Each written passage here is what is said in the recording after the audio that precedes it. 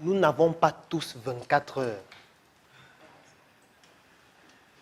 Parce que je suis souvent, les gens disent, on a tous 24 heures, non? Comment est-ce que l'autre a réussi à faire plus de choses que moi? Non.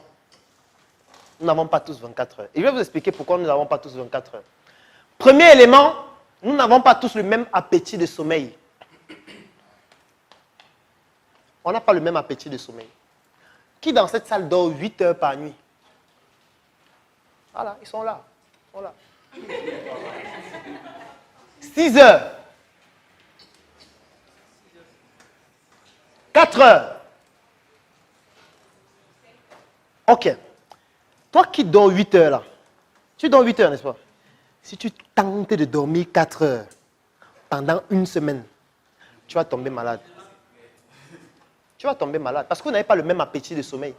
C'est comme la nourriture. Ça veut dire que lui, par exemple, on peut lui donner 2 boules de couscous avec la sauce pistache. Il finit de manger. Après, on lui dit que, gars, est-ce que tu as encore faim? Il dit que, mais. Pourquoi tu veux titiller mon estomac? Apporte la nourriture. Un peu comme la comédie de Tapioca. Je pense que vous avez vu ça. Lui, il peut avoir besoin juste de dormir 4 heures. C'est suffisant pour lui. Toi, tu as besoin de dormir 8 heures. Ne suis pas comme il dit à la télé qui dort 4 heures et tu commences aussi à dormir 4 heures. Tu vas devenir folle. Ce n'est pas ça qu'il faut faire. Ce qu'il faut faire, c'est de suivre l'appétit de ton sommeil. Ce que tu peux même faire tout au plus, c'est de l'améliorer progressivement. Et ça peut même prendre des années.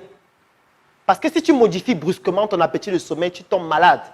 On l'a vu dans Apprendre à apprendre, le sommeil a un rôle fondamental dans la restructuration des neurones, dans la restructuration des connexions neuronales. Et surtout, dans la solidification, ou plutôt la consolidation des influx nerveux qui permettent le mécanisme de la répétition inconsciente.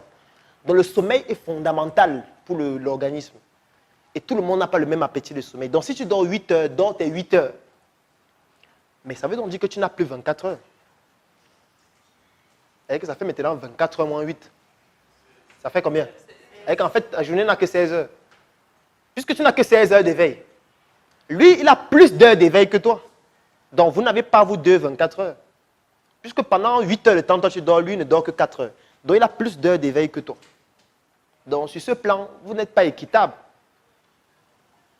La seule chose que tu dois faire, c'est juste d'appliquer la formule qu'on a vue le premier jour. Compréhension égale attention multipliée par le temps. C'est-à-dire que le temps d'éveil que tu as, tu dois pouvoir maximiser cela au maximum. Parce que la tautologie là est importante. Pour capitaliser sur le peu de temps d'éveil que tu as, si tu as besoin de dormir plus longtemps. Et pour cela, il y a des techniques que tu dois utiliser pour ne plus faire certaines tâches répétitives et inutiles. J'aime souvent le dire, quand on est entrepreneur au début, il y a certaines tâches qu'on pourrait faire. Parce qu'on peut comprendre que c'est au début. Mais à partir d'un certain temps, il y a des tâches qu'on ne devait plus faire. À partir d'un certain temps, l'entrepreneur ne doit plus laver les habits. Comment tu laves les habits? Sauf si c'est ta passion.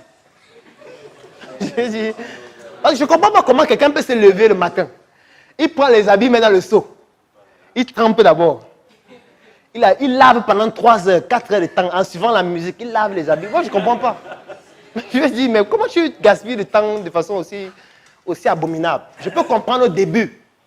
Nous tous, moi-même, j'aime laver les habits. Hein. Mais c'était avant. Maintenant, ce n'est pas pertinent de laver les habits. Laver les assiettes. Laver le sol.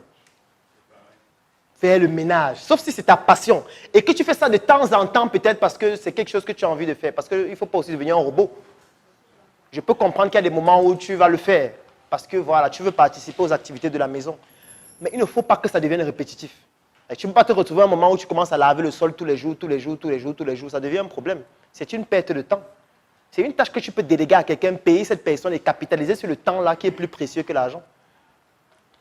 Je prends un exemple comme le fait de cumuler plusieurs tâches en même temps. Moi, par exemple, ce que j'aime faire, c'est quoi? C'est que pendant que je travaille, je suis des formations. C'est pour ça que j'ai toujours un casque. Parce que je me suis rendu compte que moi, par exemple, j'aime suivre les conférences. Pour moi, c'est plus efficace que lire un livre. Alors, ce que je fais, c'est quoi? C'est que si peut-être j'ai envie d'avoir des notions en astrologie, je vais voir quelqu'un qui a fait une conférence de 3 heures de temps sur l'astrologie. Qu'est-ce que je fais? Je ne vais pas suivre la conférence en 3 heures de temps, ça me perd du temps. Je n'ai pas 3 heures de temps à perdre à suivre une conférence à la télé ou sur YouTube. C'est trop long. Qu'est-ce que je vais faire? Je vais prendre la conférence Je vais convertir en fichier audio, je vais augmenter la vitesse de lecture par 3 ou par 4 même parfois.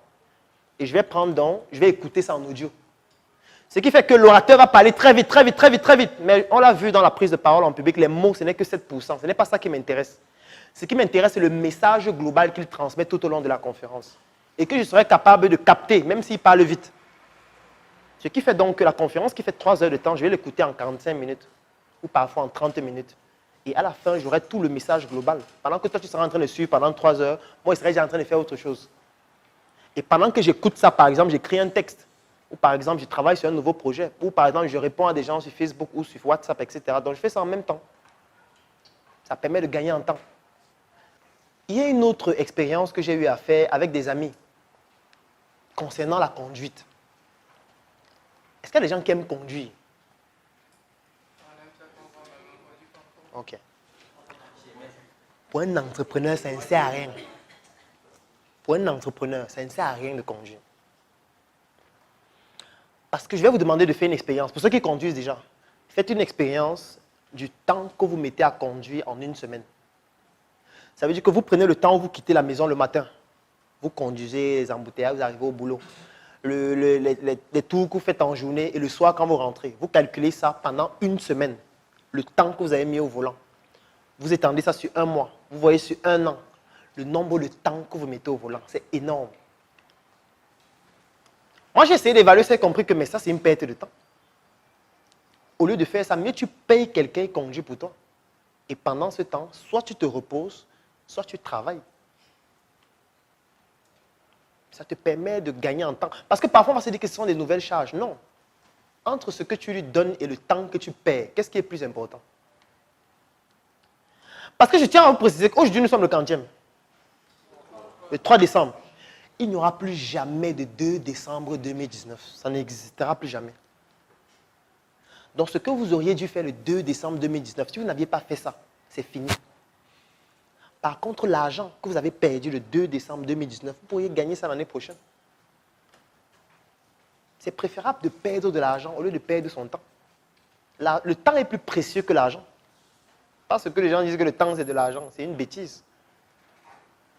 Donc, essayez d'identifier toutes les activités qui vous sont chronophages, qui vous font perdre du temps. Identifiez ces activités-là et pas le mécanisme qu'on a vu dans apprendre à apprendre. Ça veut dire fragmenter les buts en petits objectifs. Fixez-vous le but de vous dire, ok, si cette activité par semaine me met 10 heures de temps, je vais essayer de trouver un moyen pour que la semaine prochaine, je mette seulement 9 heures ou 8 heures. Et progressivement, essayez de diminuer ces activités-là et apprenez à déléguer. Sauf que pour déléguer, il faut d'abord vous rassurer que les personnes à qui vous déléguez ont les compétences pour le faire. C'est pour ça que vous devez avoir une activité où surtout vous devez être un leader pour former les personnes qui travaillent avec vous à pouvoir accomplir les tâches que vous déléguez progressivement. Sinon, vous allez vous retrouver à un moment où vous faites toutes les tâches vous-même et ça ne fait que prendre votre temps, prendre votre temps, prendre votre temps et plus le temps avance et plus ça vous prend du temps. Si vous êtes dans un type de projet où plus le temps passe et plus vous êtes occupé, plus ça vous prend du temps de façon linéaire, vous n'allez pas survivre en fait. Le temps doit diminuer. La charge de travail en termes de nombre d'heures doit diminuer et l'efficacité doit être exponentielle.